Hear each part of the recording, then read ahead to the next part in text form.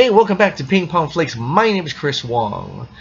Today at CinemaCon, Caesar's Palace, they had a Warner Brothers presentation, and the audience over there was packed, I believe, and they were jazzed. They were over the moon from DC comic-based films, Justice League, Wonder Woman, Aquaman, all showed up as a presence there, and from what it sounds like, I think people are fantastic, enthusiastic about these films, and it seemed to bring a really good, positive, optimistic, hopeful, fun light onto the DC extended universe, and that is great news for us, for a lot of people, for people who are not believing in this universe so far. It seems to be going on a path for them to finally come on board with us. But we'll see. I mean, we'll have to see when the movie comes out. But this is coming from Deadline and a whole bunch of Hollywood Reporter, Collider, everybody's reporting on this. But I just want to share my excitement for what actually happened. So, the director Zack Snyder joined Ben Affleck, Henry Cavill, Jason Momoa, Ezra Miller, and Ray Fisher. The key thing is Henry Cavill showed up for this. That's pretty awesome. I don't know how much he's in the movie, but he's there, so it's almost. I mean, we already didn't doubt that he was not. He was in the movie anyway. But Superman is there. Gal Gadot, she just had her baby, so she couldn't make it, understandably. So they got on stage, and Snyder said it all started with a phone call. He got a call from producers Christopher Nolan, Emma Thomas, asking how do you feel about Superman, and so they're here today. It's 7 years from Man of Steel, then to Batman v Superman, and now finally rounding out the trilogy, what I feel like is a Superman trilogy, Justice League.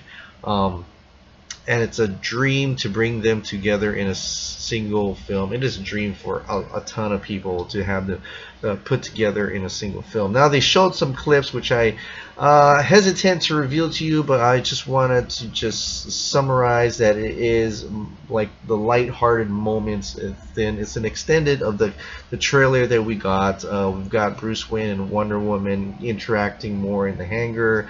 We got a little bit more of Ezra Miller's Barry Allen and Bruce Wayne, and a little poking fun at a little bit of the Batman parts of Justice League. And so they're just showing the fun parts, which is very interesting that they're really focusing on trying to show the fun parts. And I hope that's not all, but at the same time, I don't want to be yapping away and just laughing out loud like it's some joke of a movie. I'm still one that Zack Snyder-esque, and from what I hear, he's totally bringing it in his artistic style of the film, and I can't wait to see it. It's a little lighter now, but understandably, as this is the Return of the Jedi of the trilogy, so it is a lighter tone than from the Empire Strikes Back movie that we got in Batman v Superman. But I hope they just keep let Zack Snyder release the cut that he wants to release, and I think that will be perfect and be just fine. Jason Momoa, they showed Justice League, and then they showed Jason Momoa, who is Aquaman. Apparently he leaves tomorrow for Australia to start shooting the lead role in Aquaman, where James Wan is right now. He couldn't make it, but he showed a clip together with just concept drawings and animation of the world of Atlantis. I've read that it's incredibly cool. There's Atlanteans riding on sharks like they're horses, all-out war, some incredible visual, bright colors, and it's just an incredible world that Atlantis looks like. So I dig it. I can't wait to see this in person. I can't wait to see what they have in store for Aquaman and Atlantis. I mean, Jason Momoa, I think he's going to come off as a real, true badass out of Justice League. I think everybody's going to be raving about him, and they're going to be so pumped for the Aquaman film. It's kind of like when you went to watch Batman v Superman, and Wonder Woman shows up, and everybody's like, oh, "I'm so pumped to watch Wonder Woman! I can't wait to see the Wonder Woman film." And now we're getting the Wonder Woman film, right? And so it's just like Justice League. We're going to watch Justice League, and I can't wait to see Aquaman, and we're going to get the Aquaman film. So in a way, it's different from Marvel's approach, where they have the individual movies. They hype you up with a certain character or certain two characters in a group movie, and then you get to watch and you get hyped for the single film later on. But after that, and Aquaman did say he's seen, which is kind of weird, he's seen Justice League, and it's the greatest movie in the world. I know he probably saw a cut of it, because it today came out that IMDb, someone, just like how I went on IMDb and saw it says 3 hours, well, it says 170 minutes now apparently, but some Warner Brother execs came out and says that's not true. We're still cutting the film together. That's not the right time. That's not the right amount. So that's not true. But we'll see how close it gets to that 3-hour cut. If this is a movie that's expansive, Justice League now, expansive, I think it is, and all the clips that we're showing, from a prologue to setting up the team, how do we get Superman, let's fight Steppenwolf, it's gonna happen.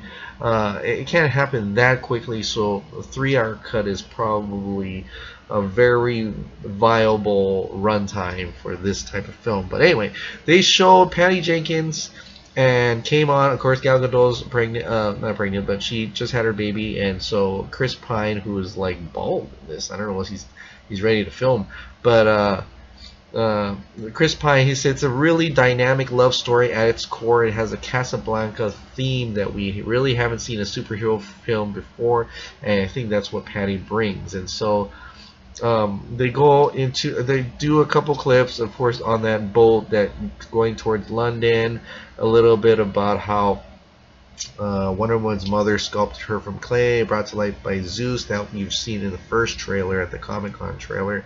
And then apparently they show some really tight, super awesome action scenes of her going through buildings, fighting Germans, and it's just like, it's been balls to the wall action. It's some things that you've never done, and it was kind of hinted at that Zack Snyder did have a play in helping Patty Jenkins do some of these action, and he does action awesomely well. So I am not surprised that slow motion fighting in action in Wonder Woman was helped by Zack Snyder, which he does extremely and very well, and hopefully reciprocated, like how Patty Jenkins maybe showed him the more slower moments. I don't know, but we'll see what happens. And apparently everybody was crazy about this scenes, crazy about what they've seen at DC. Have a lot more faith in the DC Extended Universe, which I really dig that they are. In one of the Facebook live videos that, like, Collider, what was his name, Steve Frosty, I forgot his name, but he said that he knows people who've watched Wonder Woman and said that it is great. It's probably one of the best